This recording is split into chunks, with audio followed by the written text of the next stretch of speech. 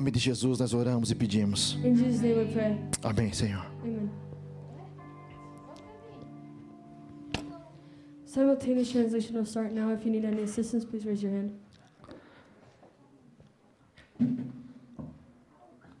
Boa tarde, igreja, graça e paz.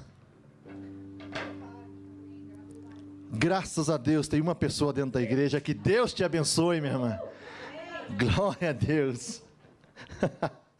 Porque por um momento eu pensei que estava fazendo culto online. Tá só eu e a câmera. Glória a Deus. Irmãos, nós continuamos nessa nossa jornada até o Pentecostes. Deixa eu te colocar um pouco no contexto, se você anda meio perdido. Quando Jesus veio a esse mundo, logo depois da sua morte, que é o que nós celebramos a Páscoa, mas bem na sua ressurreição, Jesus fica 40 dias conosco. 40 dias nessa terra, depois de ressuscitado. A festa do Pentecostes era uma festa que acontecia 50 dias depois da Páscoa. Então, por uma matemática simples, 40 menos 50, ou 50 menos 40, nos sobra 10. Do dia que Jesus sobe aos céus, que é a última vez que os seus discípulos veem Ele, passam-se 10 dias até que chega a festa do Pentecostes. O que era a festa do Pentecostes? Não era a festa do Pentecostes como nós conhecemos hoje. Existem os pentecostais, que são aquelas pessoas que são um pouco mais do reteté. Amém? Nós temos uma pentecostal aqui pelo jeito, né? Espero que você não esteja sozinha. Amém. Amém. Glória a Deus. Mas nessa festa do Pentecostes, que acontecia 50 dias depois da Páscoa, que era chamada também a festa das semanas, porque passavam semanas, nessa festa, que também se intitula como Pentecostés, por causa do acento que se coloca em grego, nessa festa se oferecia as primícias, os frutos, a primícia de tudo se oferecia nessa festa. A primícia da colheita. Que coincidência que o nosso Deus, Ele escolhe essa festa precisamente para começar a colher os frutos da sua igreja. Porque foi naquele dia onde vem o Espírito Santo sobre eles. E nesse dia, apenas 3.000 almas se converteram. Pequeno culto, fico imaginando. A partir dali a igreja do Senhor começa a acontecer, mas ali começa a ser colhido as primícias.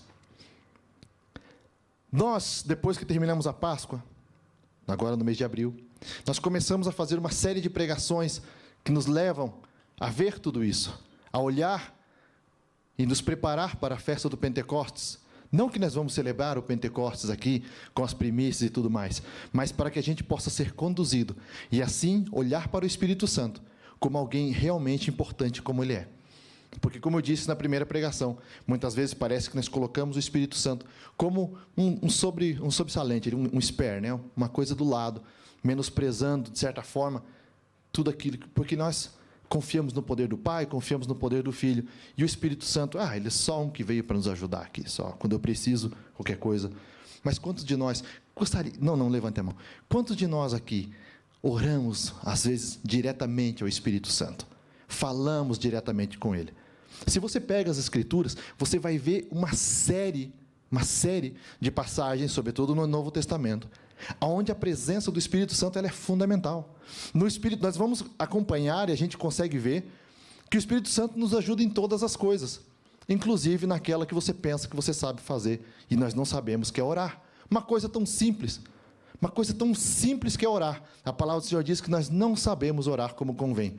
O Senhor não diz nenhuma, nem duas. Ele diz várias vezes que nós não sabemos. Mas as duas mais conhecidas em Romanos, quando o Senhor diz, nós não sabemos orar como convém, mas o Espírito Santo, Ele intercede por nós com gemidos inexprimíveis. Logo no livro de Tiago, a palavra do Senhor também diz assim, que nós não recebemos porque não pedimos, e quando pedimos, ainda pedimos mal. O Senhor está deixando bem claro que a gente tem um pouquinho de dificuldade com relação a pedir. Tanto é que quando Ele nos fala a respeito de pedir, Ele não fala uma vez só, Ele diz, pedi e dar-se-vos-á. Batei Pedir e dar-se-vos-á, bater e abrir-se-vos-á. É uma insistência, porque nós não sabemos fazer direito. Mas, enfim, hoje pela manhã, nós estivemos ali em Aurora e tivemos também, nessa mesma sequência, o Renato começou essa série de pregações para a gente, falando a respeito de Tomé. Logo depois, eu preguei a respeito do nosso amigo Pedro, ali em Aurora. Final de semana passado, aqui em Northglenn, nós falamos a respeito de quê? De Jesus, com o seu grande chamado, com os seus discípulos, certo? Falamos a respeito de um chamado. Nesse chamado, quando o Senhor está ali, naquele monte com seus discípulos, onde Ele dá umas diretrizes do que nós deveríamos de fazer, ensinar a todos a obedecerem. Achei interessante essa parte, ensinar a obedecer.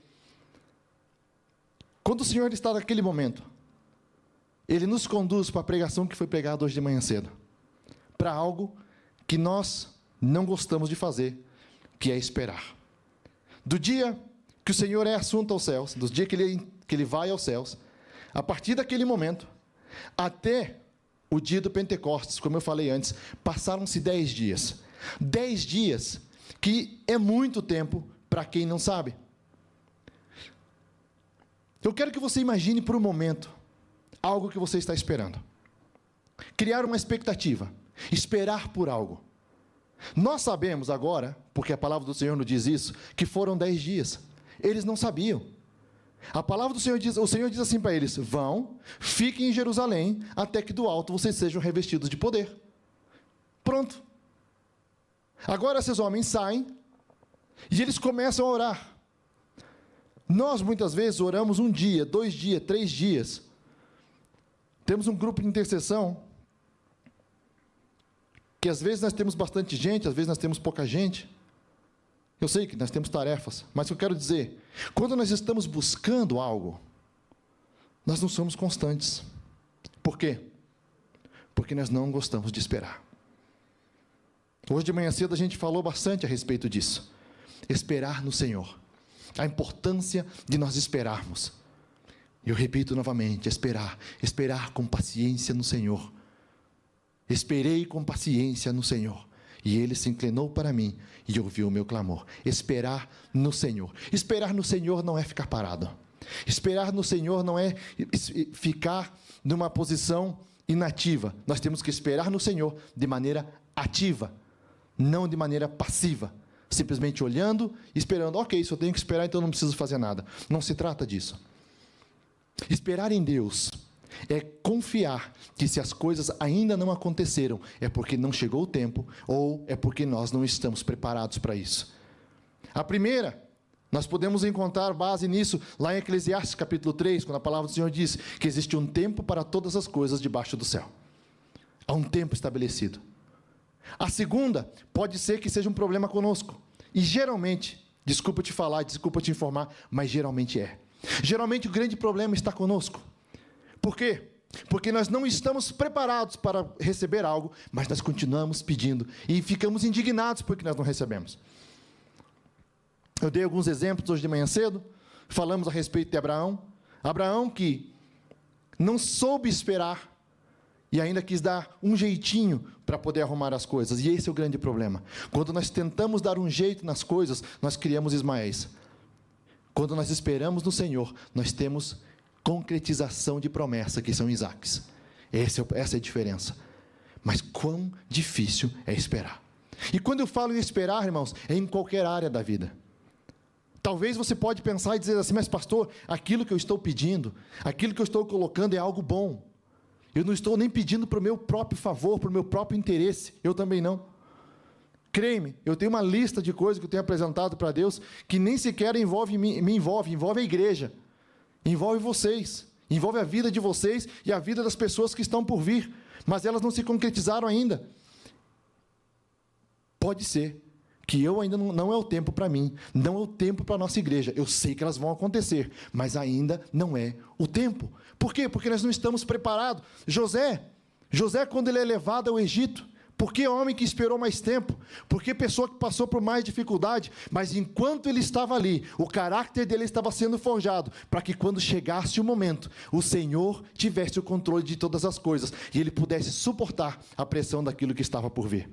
Davi foi ungido rei, mas demorou anos até ele assumir o trono. Durante todo aquele processo de perseguição, de fuga e tudo mais, o caráter de Davi estava sendo forjado para que ele recebesse aquela coroa no momento certo. Ainda assim, cometeu erros. Esperar no Senhor. Esses homens entraram no momento de espera, de não saber o que iria acontecer. Eles não sabiam como seria. O Senhor não deu uma cartinha para eles com instruções. Olha, a partir de hoje, dentro de 10 dias, vocês vão estar num lugar. Eu quero que vocês fiquem nesse endereço. E de repente, vocês vão escutar um barulho muito forte. Vocês vão abrir os olhos, vão ver línguas como repartidas de fogo. E aí vocês vão começar a falar uma língua que vocês não conhecem. Que naquele momento não era a língua que nós falamos hoje, mas era a língua diferente da que eles sabiam, da que eles falavam. Eles não sabiam disso. Eles simplesmente foram e se trancaram. Eu quero que você tome isso como exemplo e olhe para a tua vida agora. Você está pedindo por algo, você está clamando por algo, mas ainda assim, você não está vendo a concretização das coisas. Por quê? Porque você cria uma expectativa, você quer que essas coisas aconteçam da tua maneira, ou nós idealizamos como deveria de ser. Nós muitas vezes damos essa ajuda para Deus. Olha, Deus, porque se acontecesse dessa forma, quem dera o Senhor mandasse, de repente, uma pessoa lá na casa do meu pai, da minha mãe, e usasse essa pessoa para poder falar para eles, assim com poder e com autoridade, essa pessoa convertesse meu pai e minha mãe. Se o Senhor fizesse dessa forma, muitas vezes, eu e o Frazão, a gente fica conversando das coisas do Senhor, de como nós gostaríamos que o Senhor fizesse, né, Frazão? Dando uma viajada espiritual assim. A gente fica comentando das coisas, tu diz assim, quem dera se pudesse acontecer dessa forma. Não é da nossa maneira. Mas o que nós temos que entender é que se ainda não aconteceu, é porque o Senhor não terminou. Ele não deu a última palavra. Eu quero, antes de passar para a segunda parte dessa palavra, eu quero deixar você com essa palavra na tua mente, porque eu preciso dessa primeira parte para nós entrarmos na segunda. Eu quero que você mantenha isso dessa forma. Ei, se ainda não aconteceu, o Senhor prometeu? Prometeu? Se você tem uma promessa e ela não aconteceu ainda, entenda que o Senhor não deu a última palavra. Agora, por um momento, pare e pergunte assim: Deus, por um acaso sou eu? Sou eu que talvez não estou preparado? Sou eu que estou retrasando a chegada dessa promessa que o Senhor tem? Porque se é a gente, vamos fazer algo. Vamos tomar essa postura, vamos fazer o que seja necessário para poder concretizar, para passarmos para a seguinte fase, para ir lutar outra batalha. Esperar no Senhor é necessário. Dentro disso, eu gostaria que você se lembrasse agora do momento de insuficiência. Um momento de nervosismo. De repente, algum momento onde você foi fazer uma entrevista de trabalho importante, e você se sentia totalmente despreparado. Eu passei por isso. Quando você está lá, você se dá o melhor, você se prepara, mas o nervosismo antes da entrada é inevitável. É ou não é? Você começa a suar, você quer repassar mentalmente o discurso, você já passou todas as possibilidades possíveis, as mulheres mais, todas as possibilidades possíveis de perguntas, como que eles vão começar a entrevista, certo? Quer ver se você tem que fazer uma apresentação na frente de um grupo. O coração, ele vem aqui, ó. Principalmente se nós temos que fazer num outro idioma que a gente não domina. Não dá um desespero de ter que fazer isso? Eu quero que você lembre de uma situação assim. Se você nunca passou por uma situação assim, tenta lembrar talvez o dia que você foi lá solicitar o visado teu lá no Brasil, que você entrou pela porta do consulado nervoso, suando. É tudo ou nada. Pensa de momentos assim que você passou. Sabe por quê que eu estou te levando a isso? Porque os nossos amigos discípulos, foi isso que eles receberam. Última reunião, Jesus ali, preparando as coisas para sair.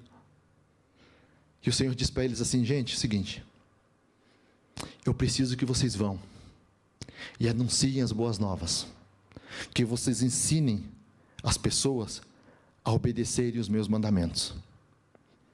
O que o Senhor Jesus estava falando para eles? Vamos estender um pouco esse discurso. Jesus está dizendo assim: olha, vocês viveram comigo 3 anos, vocês viram e vocês entenderam que eu sou filho de Deus, que eu sou o cumprimento da profecia de Isaías, que eu vim para este mundo para trazer salvação. A salvação chegou. Agora, eu estou deixando na mão de vocês a responsabilidade de espalhar essa palavra e de levar salvação até os confins da terra. Não se preocupe, confins da terra é perto. É isso que Jesus falou para eles. Eu fico imaginando o medo. Por quê? De todos que estavam ali, tirando um, correram no primeiro aperto. Vocês lembram disso? Quem dali era formado em línguas? Quem dali era rabino? Quem dali sabia a lei? Ninguém. Todas aquelas pessoas ali poderiam ser um de nós. Poderia ser um trabalhador normal, porque assim era um pescador. Conhecimento mais pouco, e nós vimos que o bicho era bruto. O homem era bruto, Pedro. Cobrador de impostos, reputação não muito boa. O único um pouquinho mais letrado era Lucas, que era médico. Mas no demais, tudo gente normal. Você imagina essa responsabilidade? Eu fico imaginando o peso da responsabilidade. Simplesmente espalhar a salvação pelo mundo. Quase nada. Simples. Essa foi a responsabilidade que o Senhor colocou sobre os ombros daquelas pessoas. Seria muito se o Senhor não tivesse enviado o Espírito Santo. E é aqui que eu quero que você entenda a necessidade que nós temos do Espírito Santo. João capítulo 16, versículos 5 ao 7.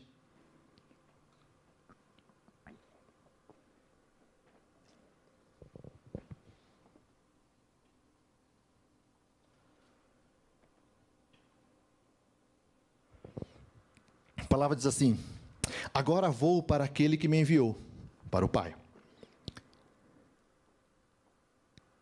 E nenhum de vós me pergunta: para onde vais? Os discípulos sabiam. Mas porque vos disse estas coisas, o vosso coração se encheu de tristeza. Mas eu vos digo a verdade: convém-vos que eu vá, porque se eu não for, o Consolador não virá para vós. Mas se eu for, eu vou-lo enviarei. É interessante essa frase de Jesus. Os discípulos, irmãos, eles estavam preocupados, novamente, aterrorizados. Por quê? Porque na cabeça de todos eles, quando Jesus ressuscitou, eles pensaram assim: agora ele ressuscitou para reinar. Agora ele vai sentar no trono, e o trono dele não vai mais ter fim, porque nós vimos que nem a morte pode com esse homem. Pronto. Está cumprido, vai cumprir a profecia que diz que o trono de Davi não terá fim. Mas não era o tempo. Vai chegar o tempo. O Senhor Jesus diz assim, o momento da sua conversa, ele diz assim: o príncipe deste mundo. O príncipe deste mundo é Satanás. A palavra do Senhor nos demonstra isso. E se você pensa que só porque nós somos crentes, nós não estamos debaixo dessa opressão, você se engana. A palavra do Senhor diz assim, que o mundo, ele jaz no maligno. Nós já falamos disso outras vezes, de como que ele pegou essa autoridade. Mas nós devemos de manter isso em mente. Porque se o inimigo ele tem o controle desse mundo, nós temos uma batalha constante, 24 horas, todo momento nós temos uma batalha. Se as coisas estão muito calmas, nós deveríamos de nos perguntar: por quê, Senhor? Eu não estou me posicionando corretamente, porque existe uma batalha, irmãos. O mundo, ele jaz no maligno. De repente você discorda comigo. Você tem todo o direito de discordar, de não achar que eu estou certo. Mas só que se você olhar Para por um momento, pergunta para o Espírito Santo, diz assim, se faz sentido, se é bíblico, se esse rapaz não está pregando nenhum tipo de heresia. Olha para trás para a tua vida e vê aqueles pequenos momentos, aquelas pequenas lacunas, aonde coisas aconteceram e não deveriam ter acontecido. Aonde coisas se torceram que não deveriam de ter acontecido daquela forma. E isso foi conduzindo agora uma série de acontecimentos. Por quê? Porque, de repente, você não se deu conta, nós não nos demos conta de que estamos numa batalha constante e demos uma brecha. Porque é tudo que o inimigo precisa. É simplesmente uma pequena brecha. Assim de pequena. Os discípulos agora têm essa grande missão de espalhar o Evangelho, de espalhar as boas novas. Mas não seria suficiente com o testemunho deles. Não seria suficiente a sua palavra com dizer, olha, nós vimos esse homem vivo, nós vimos ele. Precisaria de algo mais. É aqui aonde nós precisamos entender que necessitamos do Espírito Santo em nossas vidas, na minha e na tua vida. O Senhor não disse para nós irmos e converter as pessoas. Ele disse, ide depois ao mundo, pregai o Evangelho a toda criatura. Aquele que crer será salvo, o que não crer, ele será condenado. Mas nós que gostamos dos resultados instantâneos, nós queremos ver as coisas instantâneas, nós queremos convencer as pessoas de fazer algo. Quem aqui tem poder de fazer aquele processo, daquela palavra que a gente estudou muitas vezes, da metanoia, de fazer a mudança da mente? Ninguém tem a não ser o Espírito Santo. Isaías capítulo 41, em versículo 10, diz assim, não temas, porque eu sou contigo, não te assombres, porque eu sou teu Deus, eu te fortaleço, eu te ajudo, eu te sustento. O que o Senhor está fazendo aqui? Ele está confirmando, anos antes, 700 anos antes, ele está falando a respeito de que Ele é o Deus que sustenta o seu povo. Não se trata de confiar na nossa própria força. Irmãos, vocês lembram do dia que eu dei o exemplo a respeito do que significa a palavra ajudador? O significado real dela? Que o ajudador não é assim, por exemplo, eu preciso de uma ajuda lá em casa, aí eu chamo o irmão Eduardo para me ajudar. E digo, ó, irmão Eduardo, eu preciso fazer isso daqui. O senhor pode fazer para mim? Não é isso. O ajudador, o significado dessa palavra é aquele que pega junto. O Senhor nos deu a responsabilidade de nós pregarmos o Evangelho.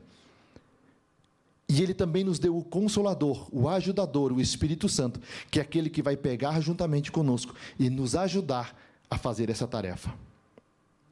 Mas agora nós decidimos, e eu não estou falando somente da igreja, gente, estou falando da nossa vida, nós decidimos tomar as rédeas da situação e nos auto-enganar dizendo que nós queremos fazer a vontade de Deus, e nós vamos conduzindo o carrinho que o Renato fala que nós devemos de soltar o carrinho, não é Renato? O carrinho da montanha-russa lá, que só deixa cair, só desfruta da caída. Por que é necessário isso, irmãos? Porque assim, o meu coração, a minha pessoa, eu sou uma pessoa falha. E se não for através do Espírito Santo, eu vou me entristecer, eu vou me magoar. Se não for, e não estou falando somente como pastor, eu estou falando como pessoa. Uma pessoa cristã, sem o Espírito Santo, é aquela pessoa que ela se ofende por qualquer coisa, é aquela pessoa que, por qualquer problema, ela quer deixar uma igreja. É aquela pessoa que não tem uma constância. Ezequiel capítulo 36, versículo 26 ao 27. Dar-vos-ei coração novo, e porei dentro de vós espírito novo. Quando que nós estamos falando aqui? Ezequiel é o Novo Testamento? Não. Isso é promessa do Senhor antes. Deus usando o profeta Ezequiel para falar isso. Tirarei de vós o coração de pedra, e vos porei coração de carne. Porei dentro de vós o meu espírito, e farei que andeis nos meus estatutos, guardeis os meus juízos e os pratiqueis. Essa narrativa que nós acabamos de ler, esses versículos, nós acabamos de ver um Deus que Ele está falando para as pessoas assim: eu vou deixar de andar entre vocês. É isso que o Senhor está dizendo. Eu vou deixar de andar entre vocês e vou viver dentro de vocês. Porque era isso que acontecia antes. Antes, o Espírito Santo vinha, visitava, enchia alguém do seu poder, a pessoa profetizava, e o Espírito Santo saía. O Espírito Santo vinha sobre a vida de Moisés, de tão forte, brilhava o seu rosto. Por que Moisés cobria o seu rosto? Porque a glória se esvaziava, a glória ia embora, ela era temporária. Hoje não é mais temporária. Hoje a glória, ela vive dentro de nós. Ezequiel, acabamos de ler, dizendo: eu vou tirar esse coração de pedra e vou colocar um coração de carne dentro de você. Eu vou colocar o meu espírito dentro de você. Quando ele fala isso, ele está dizendo: já não viverei entre vós, mas dentro de vós. Por que o Senhor faz essa promessa? Porque é necessário. Os discípulos, a partir do momento que eles recebem o Espírito Santo, a vida deles muda. Nós pudemos ver isso. Pedro, um homem que não sabia medir as suas palavras, um homem que era primeiro a espada, depois eu falo, daquele negócio, eu atiro primeiro, depois eu pergunto, porque era assim que era Pedro. Homem colérico, era o primeiro em saltar e falar bobagem. Eu só vejo uma vez Pedro sendo usado, dizendo: tu és o Cristo, Filho de Deus, e logo depois ele já mete o pé de novo e já estraga tudo. Esse homem é o que Deus usa, depois que Ele enche a vida desse homem com o Espírito Santo. Dá uma olhada lá, Atos capítulo 1, versículo 4 a 8. E comendo com eles, determinou-lhes que não se ausentassem de Jerusalém, mas que esperassem a promessa do Pai, a qual disse ele: de mim ouvistes, porque João, na verdade, batizou com água, mas vós sereis batizados com o Espírito Santo, dentro de poucos dias, mas recebereis o poder ao descer sobre vós o Espírito Santo, e sereis minhas testemunhas, tanto em Jerusalém, como em toda a Judéia, e em Samaria, e até os confins da terra. Você viu a sequência das coisas? Vão, fiquem em Jerusalém, esperem pelo poder, porque quando vocês receberem o poder, vocês serão minhas testemunhas, tanto em Jerusalém, em Samaria e até os confins da terra.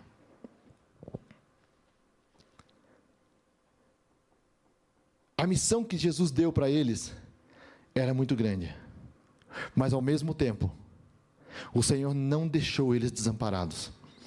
Da mesma forma conosco, precisamos entender a necessidade do Espírito Santo. 2 de Timóteo, capítulo 1 e versículo 7. Olha o que a palavra do Senhor diz para você e diz para mim. Porque Deus não nos deu espírito de covardia. Deus não nos deu espírito de covardia, mas de amor e de moderação, mas de poder, de amor e de restauração. O Senhor nos deu esse poder. Se o Senhor nos deu esse poder, por que nós não estamos usando? Por que nós estamos nos conformando? O Senhor nos deu esse poder e essa autoridade. Você já pensou que talvez nós estamos sendo pacifistas demais? Pacifistas demais, irmãos. Eu fico imaginando se a nossa igreja hoje fosse sofrer uma perseguição como a igreja primitiva sofreu. Será que vocês já pararam para pensar a razão da perseguição da igreja primitiva? Alguém já perguntou isso? Por que a igreja primitiva sofreu perseguição? Porque eles pregavam a verdade? Não, também. Eles pregavam a verdade, uma verdade que as pessoas não queriam ouvir. Mas o grande problema foi que o Senhor começa a frase dizendo assim: ficai em Jerusalém, período, até que vocês sejam revestidos do poder. Uma vez que sejam revestidos do poder, vão e preguem a palavra do Senhor. Samaria, Judeia e até os confins da terra. O que aconteceu? Os discípulos foram cheios do poder, ganharam 3.000 almas e falaram: completo. Fizemos. Tique. O Senhor falou: vocês esqueceram do final. Ir até os confins da terra. Como os discípulos não se moviam, o Senhor decidiu dar um empurrãozinho neles e meter uma perseguição. E esse povo começou a correr. E à medida que eles corriam, eles levavam o evangelho até os confins da terra. Porque aonde quer que eles passavam, eles anunciavam o evangelho. Não bastante com isso, o Senhor agora turbina o evangelho, o expandir do evangelho. Ele vai e pega nada mais que um perseguidor, um homem que perseguia pelo zelo que ele tinha pela palavra. Numa dessas cruzadas de sair perseguir, que é o nosso amigo Paulo, o Senhor se revela para ele. E agora o evangelho começa a se expandir numa outra direção. O evangelho começa a alcançar os gentios, porque até então, os nossos amigos discípulos estavam pregando o evangelho somente para os judeus. Mas eles começam a anunciar o evangelho para os gentios. O Senhor não nos deu um espírito de ousadia, um espírito de covardia, mas um espírito de ousadia. Eu quero que você lembre dessa palavra nessa noite. O Senhor não te deu um espírito de ousadia. De covardia, graças, obrigado, perdão. Até agora estava prestando atenção. O propósito do Espírito Santo é convencer, transformar as nossas vidas. A palavra do Senhor diz que o Espírito Santo é aquele que convence do pecado, da justiça e do juízo. Se você quer trabalhar da seguinte forma: tarefa dada, tarefa completada, você deveria de fazer. Tarefa dada, ir de pregar o evangelho. Tarefa completada, estou pregando o evangelho. Pregando, contínuo. Prega o evangelho.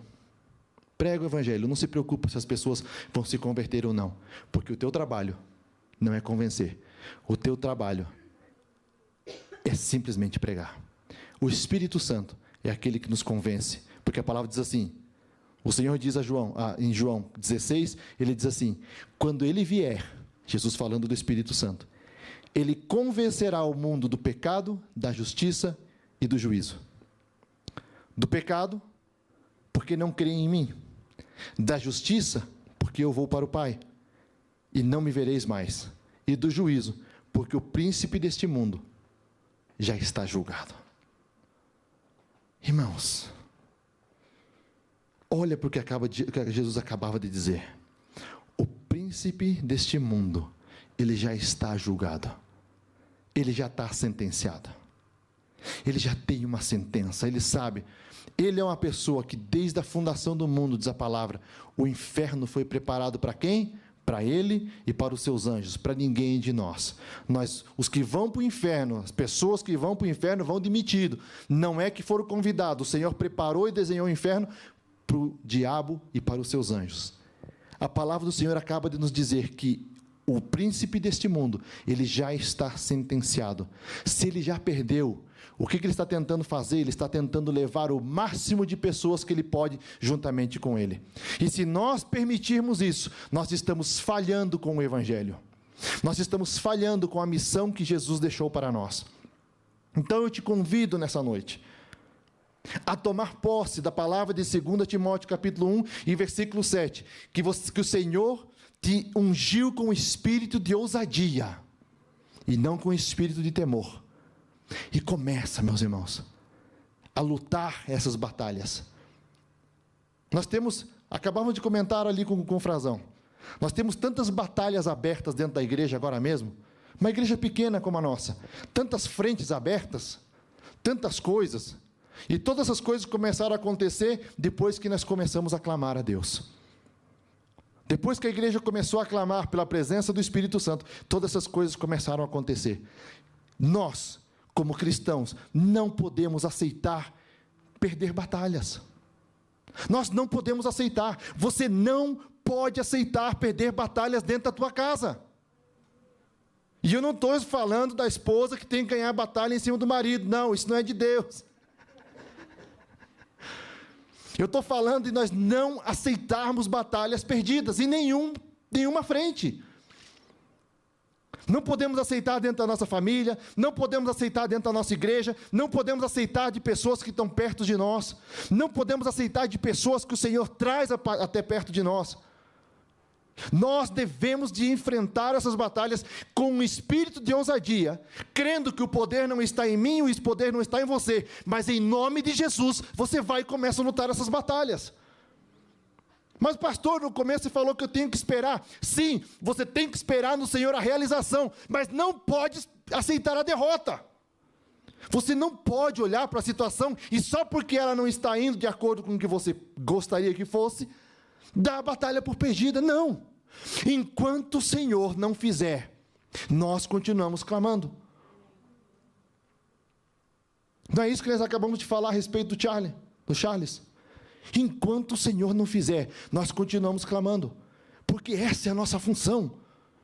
O Senhor nos ungiu com um espírito de ousadia, espírito de valor, espírito de coragem. Vamos para cima, minha gente, vamos parar de ficar igual que o cego assentado à beira do caminho, gritando: Jesus, filho de Davi, tem misericórdia de mim.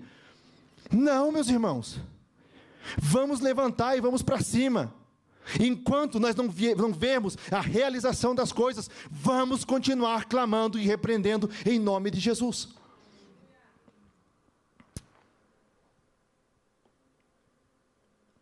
Isso é para dentro das nossas casas. Com relação à palavra do Senhor, não espere ver o crescimento, não espere ver a colheita. Não espere ver o resultado. O Senhor faz as coisas de maneira totalmente diferente.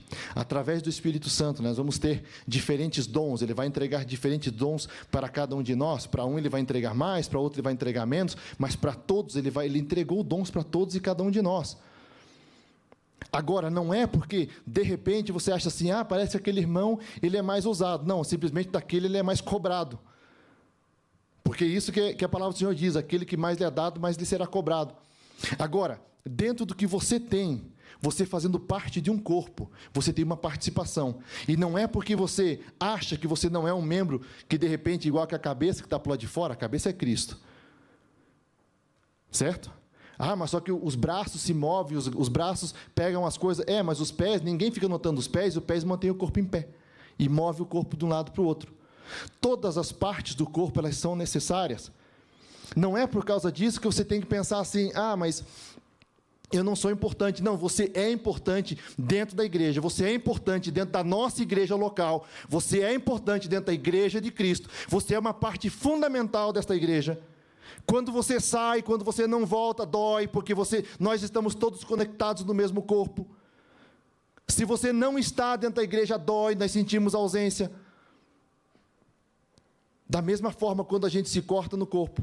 Agora, com relação a pregar a palavra de Deus, meus irmãos, a única coisa que nós devemos fazer, o que é que eu falei no começo? Pregar. Não espere ver o crescimento. O Senhor vai usar todos nós de uma maneira diferente, fazendo a obra dele de maneira diferente. A palavra do Senhor diz em 1 Coríntios, capítulo 3, versículo 6, que eu plantei, Paulo falando, eu plantei, Apolo regou, mas Deus é o que dá o crescimento. Deus é que vai fazer a obra. Não espere que você tenha que ir lá. Não, simplesmente faz. Faz e deixa o Espírito Santo dar o crescimento, deixa o Senhor dar o crescimento. E nós clamamos e pedimos, e o Senhor é que vai fazer. Final de semana que vem, nós vamos estar falando, por fim, do Pentecostes. Quem dera que essa igreja fosse cheia com línguas de fogo repartidas pelo céu e enchesse a todos nós do Espírito Santo. A palavra do Senhor diz que antes deles irem proclamar o Evangelho, eles foram o quê? Cheios. Pensa nisso. Você pode ficar de pé. Vamos ficar de pé e vamos orar ao Senhor.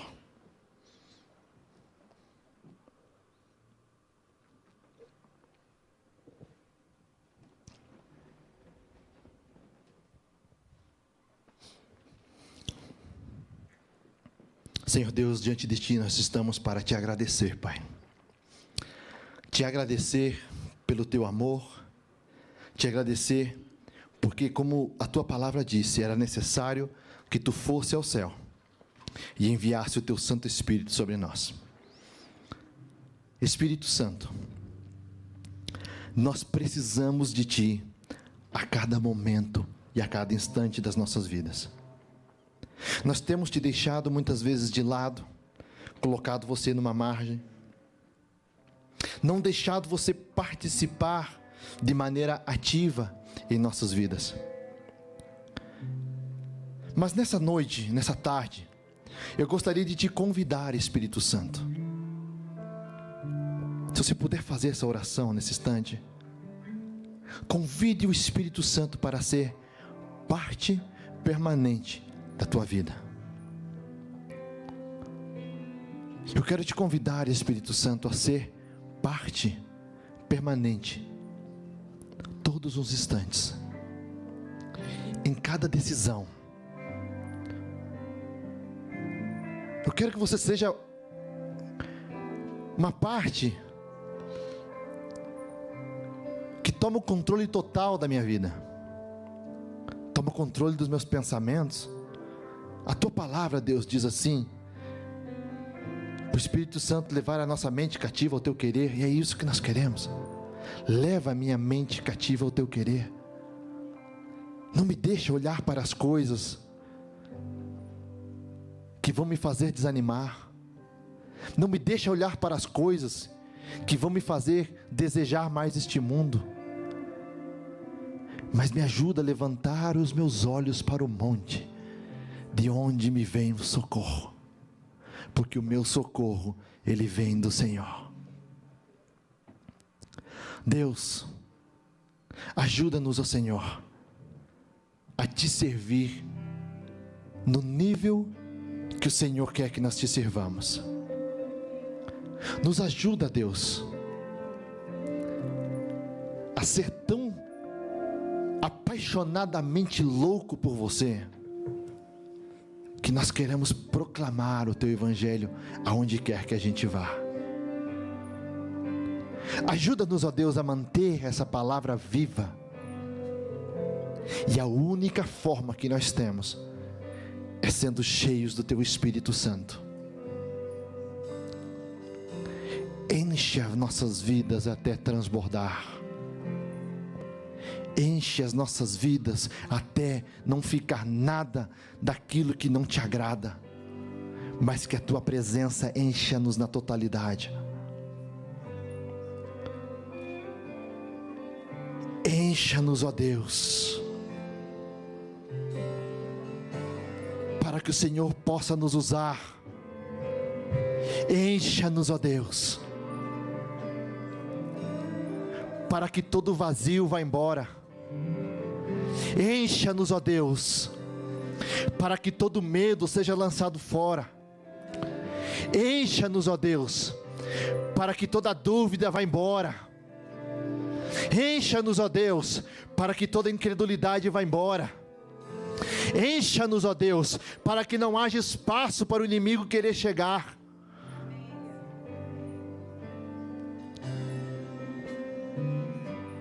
Em nome de Jesus eu Te peço, Senhor.